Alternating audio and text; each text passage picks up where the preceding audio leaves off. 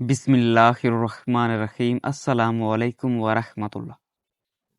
آج کی اس ویڈیو میں ہم بات کرنے والے ہیں، حضرت علی نے فرمایا روز صبح دو فرشتے گھر پر کیوں آتے ہیں اور وہ آ کر کیا کرتے ہیں۔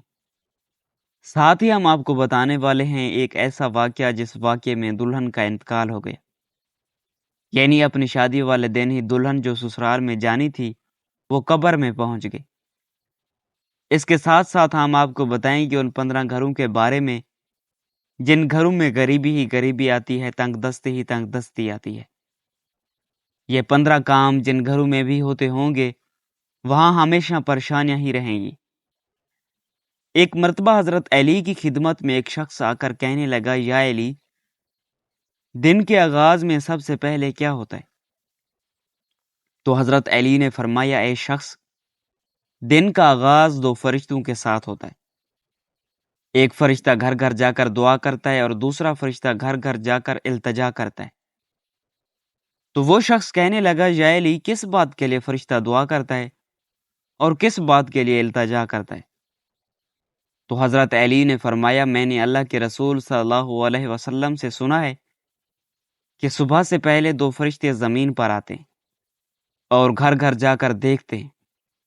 جس گھر میں کوئی ایسا بندہ ہوتا ہے جو اللہ کی مخلوق پر خرچ کرتا ہے، اپنے عزیز و اقارب پر خرچ کرتا ہے، اپنے گھر والوں کی ضرورتوں کو اپنا فرض سمجھتا ہے، تو ایک فرشتہ اللہ کے دربار میں دعا کرتا ہے کہ اے اللہ، اس کے ہاتھ کو کبھی تنگ مت کرنا، اس کی نعمتوں کو بڑھاتے رہنا تاکہ یہ ایسے ہی اپنے عزیز و اقارب اور گھر والوں پر خرچ کر سکے۔ اور دوسرا فرشتہ ڈھونڈتا ہے کہ کہیں کوئی گھر ایسا تو نہیں جس گھر میں کوئی ایسا شخص ہو جو اپنے گھر والوں پر، عزیز و اقارب پر مال خرچ نہ کرتا ہو اور وہ چھپا کر رکھتا ہو، یعنی اللہ کی مخلوق پر خرچ نہ کرتا ہو۔ جب وہ کسی ایسے انسان کو دیکھتا ہے جو اپنے مال کو اکٹھا کر کے انسانوں سے چھپا کر رکھتا ہے، تو وہ دوسرا فرشتہ اللہ تعالیٰ کے دربار میں فریاد کرتا ہے، اے اللہ، اس بندے سے اس دولت کا سخت حساب لینا اور اس بندے کو دنیاوی دولت سے محروم کر دے، کیونکہ یہ اپنی دولت تیرے بندوں پر خرچ نہیں کرتا، اپنے گھر والوں اور عزیز و اقارب پر اپنے مال کو خرچ نہیں کرتا، ان کو اپنے مال سے محروم رکھتا ہے۔ اور یوں عزیز و اقارب پر خرچ کرنے والا دنیا میں فراوانی اور آخرت میں عظیم اجر پاتا ہے، اور جو دنیا میں اپنا مال اپنے عزیز و اقارب پر خرچ نہیں کرتا تو وہ دنیا میں رسوائی اور آخرت میں سخت عذاب دیکھتا ہے۔ طارق مہربی رضی اللہ تعالی عنہ بیان کرتے ہیں کہ ہم مدینہ آئے تو آپ صلی اللہ علیہ وسلم منبر پر کھڑے ہو کر لوگوں کو خطبہ دے رہے تھے اور فرما رہے تھے کہ دینے والے کا ہاتھ برتر ہوتا ہے، خرچ کرنے کے معاملے میں اپنے اہل و عیال سے ابتدا کرو، یعنی اپنے ماں باپ، بہن بھائی، اور پھر ان لوگوں سے جو درجہ بدرجہ تمہارے قریب تر ہوں۔ حدیث اس بات کی طرف رہنمائی کرتی ہے کہ انسان کو چاہیے کہ اس کا ہاتھ اوپر ہی رہے، بائیں طور کہ وہ اپنے حالات اور استطاعت کی باقدر خرچ کرنے اور احسان کرنے والا بنے، نہ کہ لینے اور مانگنے والا، کیونکہ صرف و خرچ کرنا ہاتھ کو بالا تر کر دیتا ہے۔ اسی طرح انسان کو چاہیے کہ وہ خرچ کرنے میں اپنے عزیز و اقارب اور رحمی رشتہ داروں سے ابتدا کرے، اور اس سلسلے میں اہم ترین رشتہ داری سے آغاز کرے۔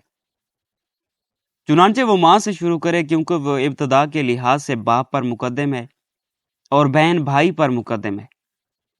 اسی طرح اس کے رشتہ داروں میں سے جو اس کے قریب ترین ہیں ان کے پاس بقدر کفایت مال نہ ہو تو وہ ان کا خیال رکھے۔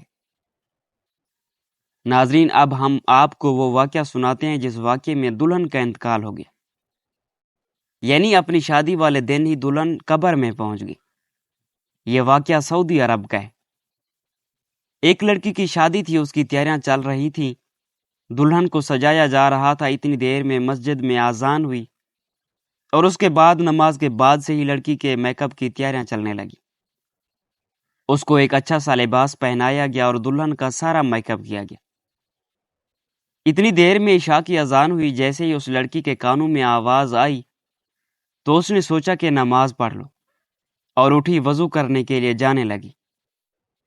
جیسے ہی وہ وضو کرنے کے لیے چلی تو اس کی ماں نے دیکھا اور پوچھا، بیٹی کہاں جا رہی ہو؟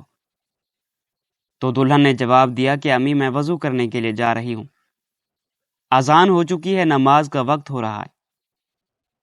لڑکی کی ماں نے کہا کہ کہیں تم پاگل تو نہیں ہو گئی ہو؟ نیچے سارے مہمان بیٹھے ہیں، تمہارا انتظار کر رہے ہیں، تم وضو کرو گی تو تمہارا میک اپ خراب ہو جائے گا، پھر تم اچھی نہیں دکھو گی، سب لوگ تمہارے بارے میں کیا سوچیں گے؟ اس دلہن نے کہا کہ امی لوگ کیا کہیں گے مجھے نہیں پتا، مجھے تو بس اپنے رب کو راضی کرنا ہے۔ اتنا کہہ کر لڑکی وضو کے لیے چلی گئی۔ اس نے وضو کیا اور نماز کے لیے جانے لگی۔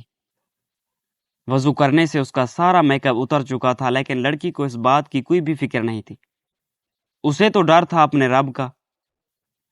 لڑکی نماز پڑھنے کے لیے کھڑی ہو گئی اور نماز ادا کرنے لگی۔ جیسے ہی اس نے آخری سجدہ کیا تو وہ اٹھ نہ سکی اور سجدے میں ہی اس لڑکی کا انتقال ہو گیا۔ جب کافی دیر بعد بھی دلہن نیچے نہیں پہنچی تو ماں کو فکر ہوئی، وہ کمرے میں گئی تھا تو دلہن سجدے میں ہے۔ کافی دیر بعد بھی جب وہ سجدے سے نہ اٹھی تو ماں قریب جا کر اسے ہلانے لگی۔ جیسے ہی دیکھا تو پتا چلا کہ لڑکی کا انتقال ہو گیا، تو وہ ماں پھوٹ پھوٹ کر رونے لگی۔ ناظرین، یہ جو پیارا سا پیغام ہے یہ ان لڑکے اور لڑکیوں کے لیے ہے جو دنیا میں خوبصورت بننے کے لیے اپنے رب کو بھول چکے ہیں۔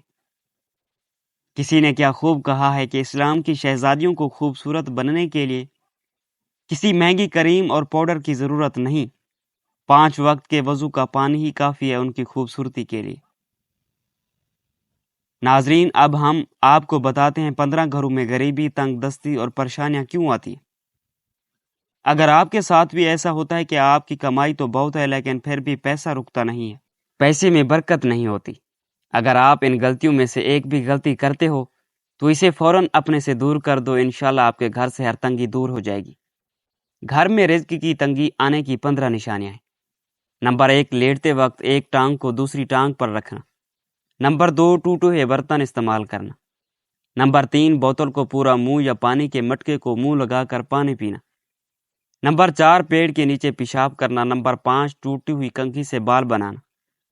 نمبر 6، گھر میں کوڑا کرکٹ جمع کر کے رکھنا۔ نمبر 7، دانتوں سے ناخن کو کاٹنا۔ نمبر 8، فجر کی نماز نہ پڑھنا۔ نمبر 9، جھوٹی قسم کھانا۔ نمبر 10، الٹے لیٹ کر سونا۔ نمبر 11، مہمان کے آنے پر ناراض ہونا۔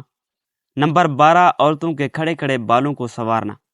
نمبر 13، غسل خانے میں پیشاب کرنا۔ نمبر 14، گھر میں بڑے لوگوں کو نیچے بٹھا کر خود اوپر بیٹھنا۔ نمبر 15، الٹے ہاتھ سے کھانا پینا۔ یہ ہے وہ 15 کام جس سے رزق میں تنگی آتی ہے۔ ان سب کاموں سے بچیں، انشاءاللہ آپ کے گھر سے ہر پریشانی دور ہو جائے گی اور رزق میں برکت ہوگی۔ اللہ پاک سے دعا ہے کہ اللہ پاک ہمارے مال و رزق میں برکت عطا فرمائے، آمین۔